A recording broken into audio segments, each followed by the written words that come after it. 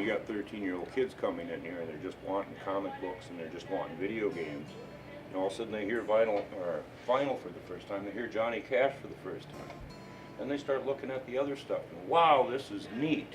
That's the most rewarding thing. You can't put a price on that.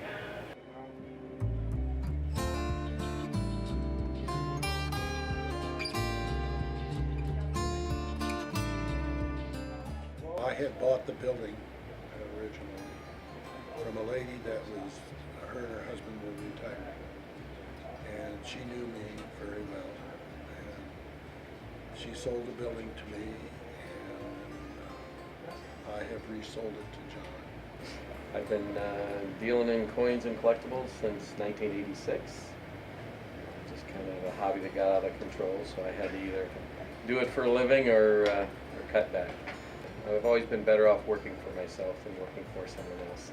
I've been a regular customer for about the last 8 years. John Jackson has so much stuff going on, I was given an opportunity to lease it. So I've got 26 years of working at the pack house, just dreaming of an opportunity like this.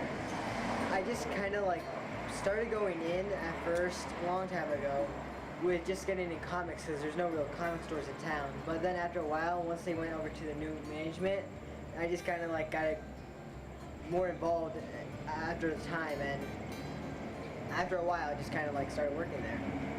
Aaron just blabs on about all this and that.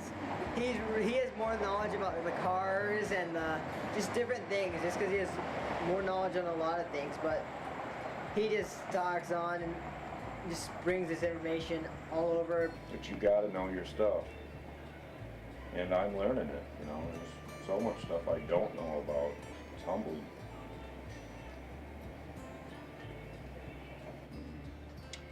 Lack of internet knowledge drives me insane. I feel like I have dyslexia. I have 5 thumbs on my hand, and it's like, how do I do this? If you can't work the computer, you've got an IQ less than a dog, apparently. So that's the most challenging thing. Everybody says, well, don't give Aaron anything good. He's going to use it. Well, that's what it's there for. If it's a comic book, I want to read it. If it's a record, I want to play it. If it's an antique tool, I want to use that damn thing. Wake up. Wake up. Kids for us. Then there's the dog, Abby. She's the real boss of the whole situation. Kind of a sore pet. It's nice to be able to come in and feel comfortable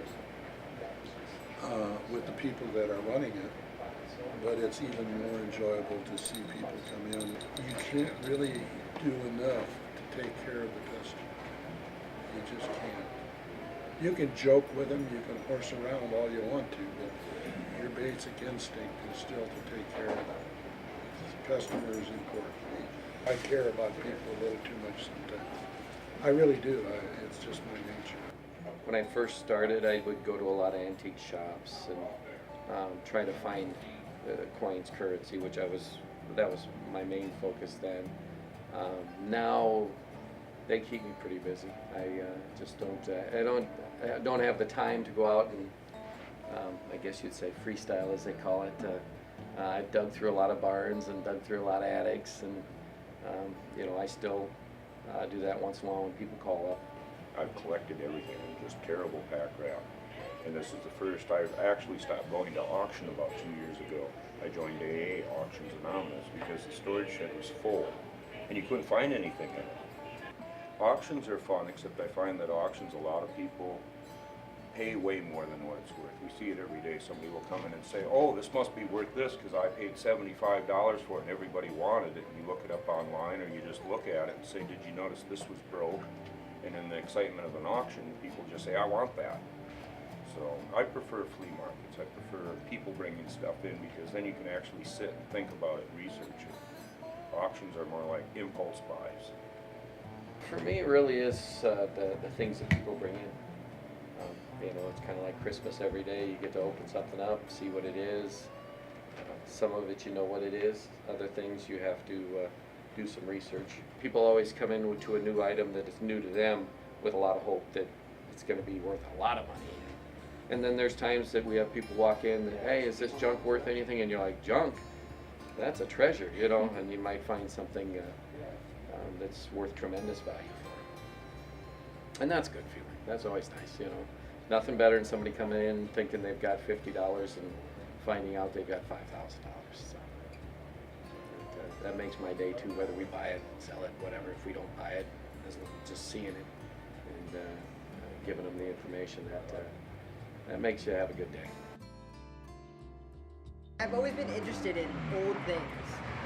It's just fun to find the history behind things, but once I was able to like start really going in, and they actually put me in through this and like trying to get me more into it, so I have the knowledge. It just keep on going. I could own something like this and do something where it's history. Yeah, I have time to write at the same time.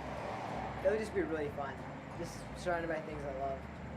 You know, it's not a high profit business. You know, you gotta love the business. I mean, you could certainly make more money doing something else. When things are hot, you can do really well, but you know, when things are quiet, you know, you're struggling just to make sure you pay the bills, pay the lights, and the overhead.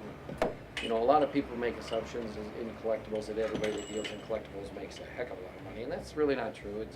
I see a lot of guys that come and go in the business over the years, and that you know, they gave it their best shot, but you know, the business can turn on them just like any business. The history of all things is very interesting to me. So when you come across an old antique or collectible, you know, learning more about it was probably what drew me into it.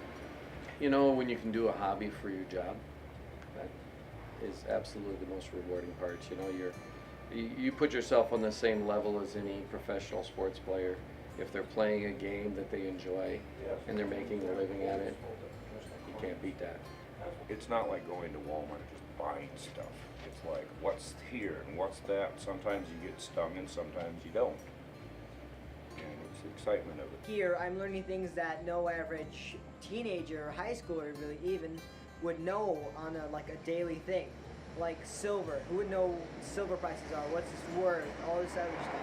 Who would know about just comics, what they're worth, like grading them and just knowing the little things about them.